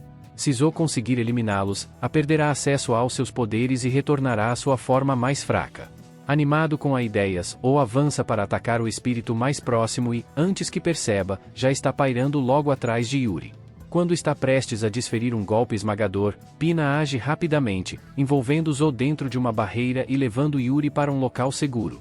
Frustrados, O martela a barreira com força bruta na tentativa de se libertar, mas seus esforços são inúteis. Ikina então o lembra de que essas barreiras são impenetráveis para ataques comuns, e é exatamente por isso que ela lhe concedeu uma técnica especial conhecida como Artes Anti-Espírito. Canalizando esse poder, O reúne energia dentro de seu corpo, eventualmente, consegue rasgar a barreira, destruindo-a completamente. Em seguida, ele salta no ar, determinado a perseguir Yuri e Pina mais uma vez. Quando as encontra, ele se prepara para outro ataque. Pina rapidamente conjura outra barreira, mas desta vez Zo a despedaça sem esforço. Chocada com sua própria fraqueza, Pina percebe que agora está completamente indefesa e aterrorizada, pois não tem como se proteger nessa situação desesperadora. Em um último esforço para protegê-la, Yuri se coloca na frente de Pina, mas, em vez de defendê-la, ela é agarrada por Zo, que se prepara para matá-la. No momento crítico, a surge repentinamente, atingindo Zo com um golpe poderoso e forçando-o a soltar Yuri. Pouco depois, ele e Úrsula pedem desculpas pela demora, e a insiste que todos recuem para a segurança de seu santuário, pois a área está extremamente perigosa. Uma vez dentro, tenta avaliar o monstro, mas seus olhos espirituais não conseguem revelar nada. Um feitiço de ocultação de nível avançado encobre os detalhes reais da criatura, levando Úrsula a se perguntar em voz alta quem poderia estar por trás de uma magia tão poderosa. Zoe então investe contra Aon, que aparava o ataque e o fazia recuar. No entanto, quando a criatura se recupera para outro ataque, Aon ergue uma barreira para bloqueá-lo, apenas para vê-la se estilhaçar, assim como antes. Ferido pelo último golpe, Aon é então zombado pela criatura e, à medida que sua voz soa familiar em seus ouvidos, ele chega à arrepiante realização de que o agressor não é outro senão Zoe. Zoe sorri e confirma sua identidade, proclamando ousadamente para Aon que ele também recebeu a bênção de um espírito, o que significa que agora é igualmente formidável. Aon, surpreso, luta para entender como Zoe conseguiu obter tal poder, mas antes que possa pensar mais sobre isso, Zoe desfere um soco pesado que o lança contra uma parede. Zoe então tenta cortá-lo, mas Aon se esquiva rapidamente, criando distância entre eles. Erula questiona por que Aon não está contra-atacando, mas Aon hesita. Apesar da forma atual de Zoe, ele ainda é tecnicamente humano. Aon reluta em matar, mesmo que essa pessoa seja desprezível. De repente, tentáculos sombrios irrompem do chão enquanto Zoe os invoca, forçando Aon a saltar para um telhado próximo, com Zoe em perseguição. Zoe, ainda em choque com seu recém-descoberto poder destrutivo, acha igualmente desconcertante que Aon possua força comparável. Mais do que qualquer um, Zoe fica perplexo com o fato de que Aon escolheu não usar seu poder para vingança pessoal. Em sua própria experiência amargas, Zoe canalizou sua força para se vingar daqueles que o prejudicaram, então ele fica espantado ao perceber que Aon parece ter feito o mesmo com ele. Zoe zomba, afirmando que Aon sempre foi nada mais do que um avaliador patético. Não importa o quão virtuoso ele tente parecer, ele deve ter, pelo menos uma vez, considerado a ideia de arrancar a cabeça de Zoe em retaliação por anos de bullying implacável. Aon tenta protestar, mas o eco assombroso de sua própria sombra o lembra de todos os anos em que foi ridicularizado por sua profissão. Ela sussurra que ele e Zoe são feitos da mesma matéria, ambos sobreviventes dispostos a descer a qualquer nível para suportar a humilhação. Mesmo que Aon tenha se tornado mais forte, no fundo, ele continua sendo aquele mesmo miserável escória humana. Justo quando Aon começa a duvidar de si mesmo, Yuri irrompe na cena, gritando que as palavras de Zoe estão completamente erradas. Aon é a alma mais bondosa que qualquer pessoa já conheceu, e mesmo que ele próprio não perceba isso, Erula o lembra de que sua força não é medida apenas por suas habilidades, mas pela bondade de seu coração. Apesar do imenso poder que acumulou, ele sempre escolheu usá-lo para ajudar aqueles que precisam, nunca ferindo alguém mais fraco, como Zoe fez. A compaixão e a coragem de Aon não são dons que ele recebeu de Yuri, são partes inerentes de sua própria essência. Além disso, não foi apenas Aon quem se beneficiou naquele dia fatídico, a vida de Yuri mudou para melhor desde que o conheceu. Frustrado por todos os elogios sentimentais, Zoe zomba e descarta Aon como nada mais do que um parasita, alguém que se aproveita das bênçãos dos espíritos. Mas agora, as provocações de Zoe não afetam mais Aon. Com honestidade tranquila, Aon admite que sua força se deve, em parte, ao apoio de Yuri e Úrsula, e esse fato alimenta sua determinação de estar à altura da fé que todos depositam nele. Naquele momento, uma energia intensa começa a surgir dentro dele, dissipando a sombra sombria de suas inseguranças e elevando seu poder. Tendo finalmente abraçado sua verdadeira essência, Aon ascende para se tornar um guardião espiritual oficial, desbloqueando todo o potencial de seu poder espiritual, 100% finalmente alcançado. Esse novo poder lhe permite antecipar e neutralizar sem esforço cada movimento de Zoe. Quando eles colidem, atordoados, Zoe mal consegue acreditar em como Aon aparava seus ataques com facilidade. A expressão de piedade calma de Aon apenas aprofunda sua frustração. Recusando-se a ser menosprezados, Zoe investe mais uma vez contra Aon. Em vez de se envolver diretamente, Aon calmamente conjura uma barreira e espera. Zoe se vangloria de que tal barreira é inútil, insistindo que suas artes anti-espírito podem simplesmente destruí-la. Para seu espanto, no entanto, seu ataque ricocheteia inofensivamente contra o escudo mágico. Fica evidente que a bênção que Zoe recebeu é meros 10% do poder total de um espírito. Em contraste, o potencial liberado de Aon é completo, tornando Zoe completamente superado. Enfurecidos, Zoe grita para Ikina conceder-lhe poder adicional. Divertida com o espetáculo, Ikina obedece com um pequeno impulso, o que apenas intensifica ainda mais sua mutação. Zoe investe contra Aon mais uma vez, mas desta vez, Aon está totalmente preparado.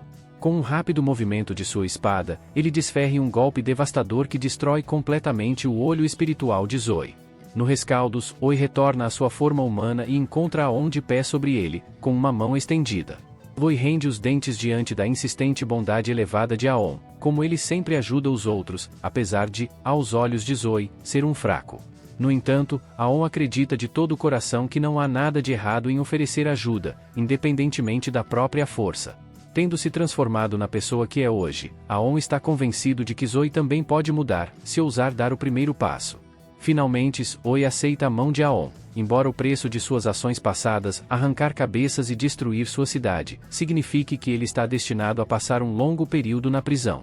Apesar de tudo, Aon sente uma pontada de pena por Zoe, percebendo que alguém explorou suas vulnerabilidades para lhe conceder esses poderes espirituais.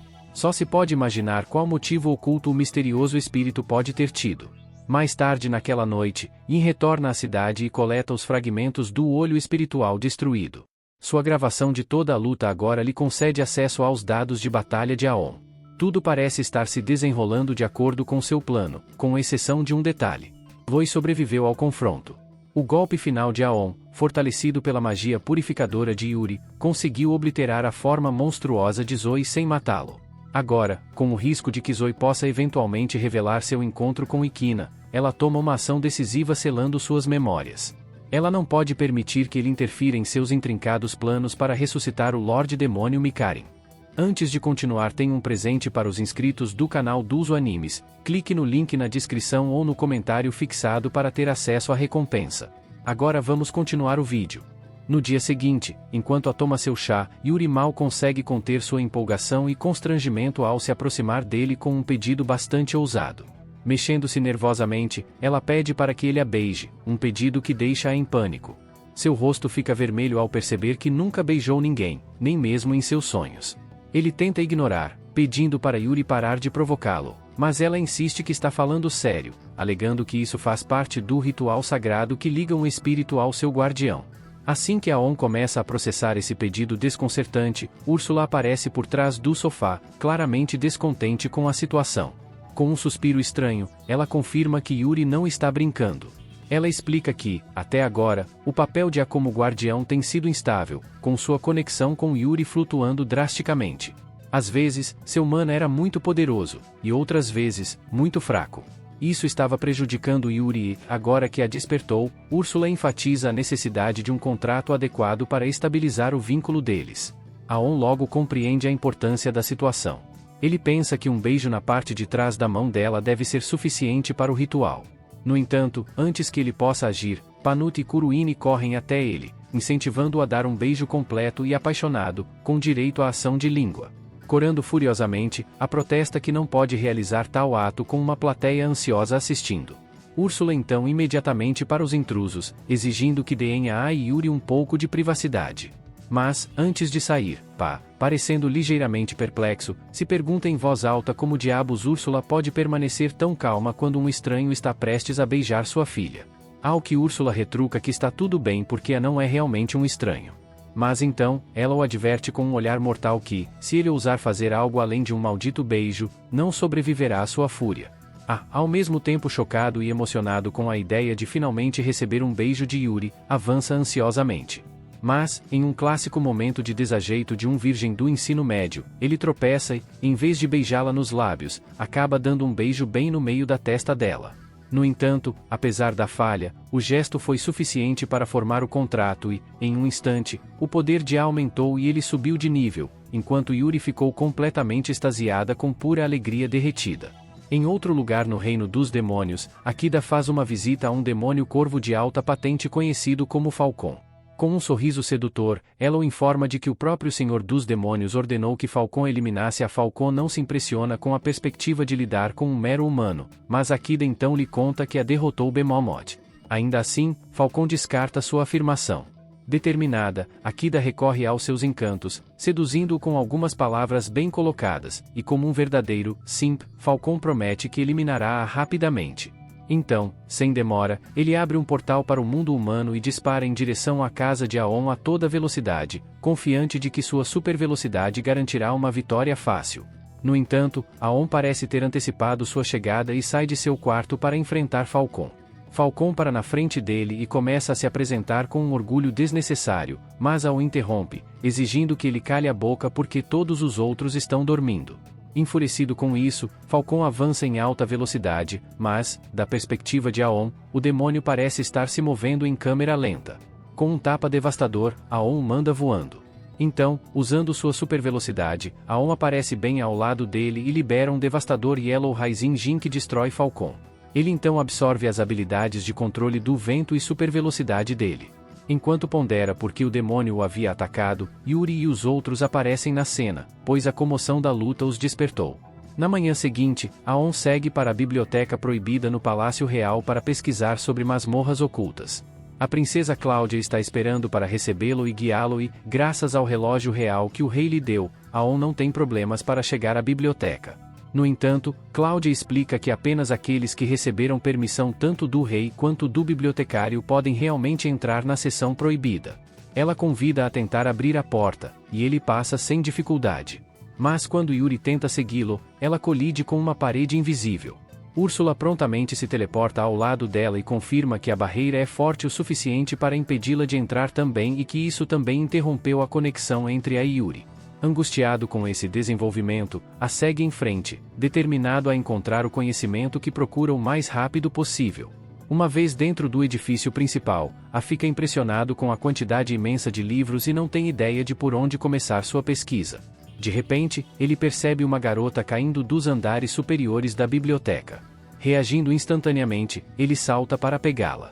A garota, claramente envergonhada, agradece profusamente, e a pergunta como ela acabou caindo. Ela admite timidamente que estava tão absorvida na leitura de um livro no topo da biblioteca que nem percebeu que estava prestes a cair.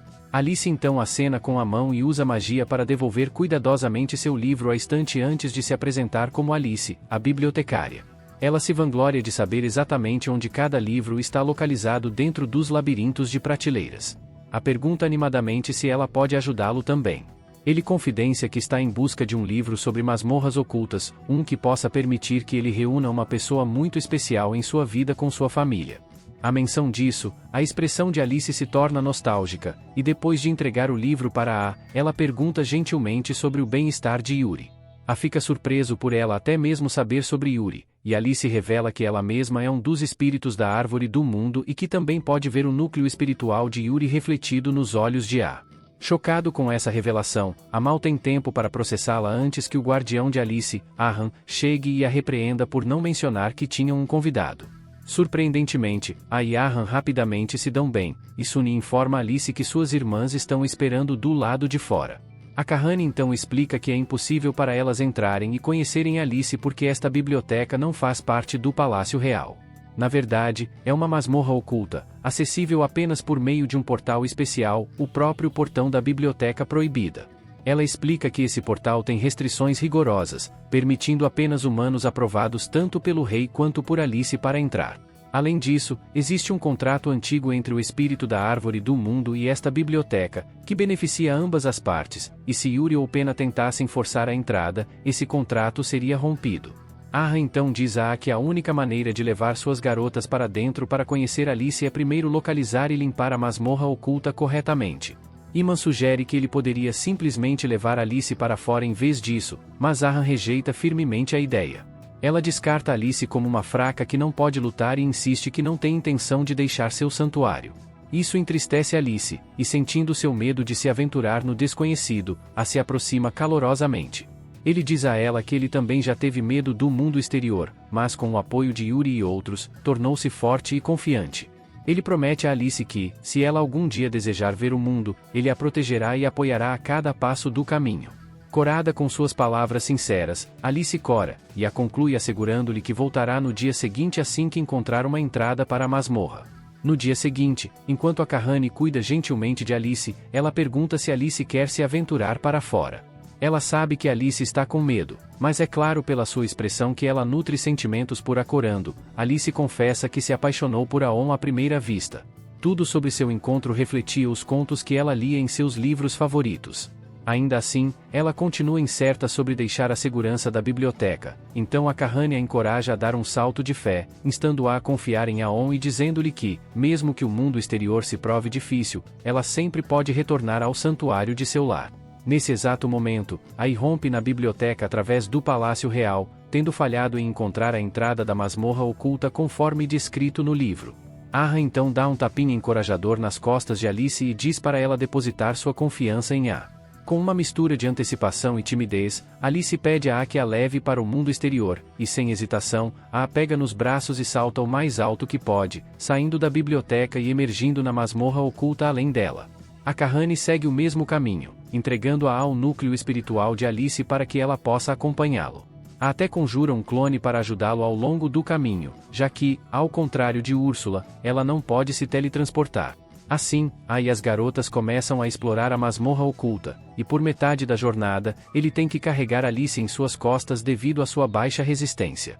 Ele combate os monstros da masmorra sem o suporte de Úrsula, embora enfrente algumas dificuldades contra um chefe samurai particularmente formidável, ele acaba derrotando-o.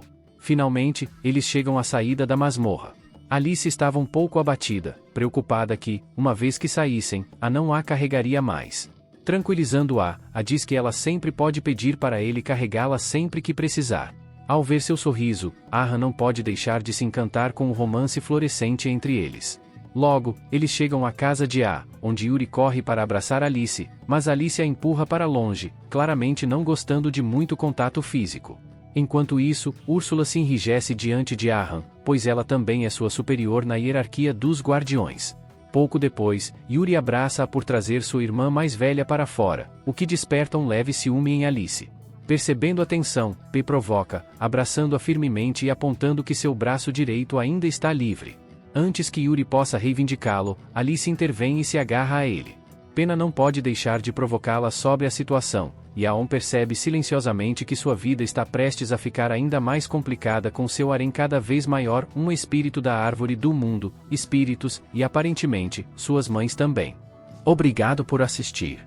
Deixe o like e inscreva-se para não perder a próxima parte.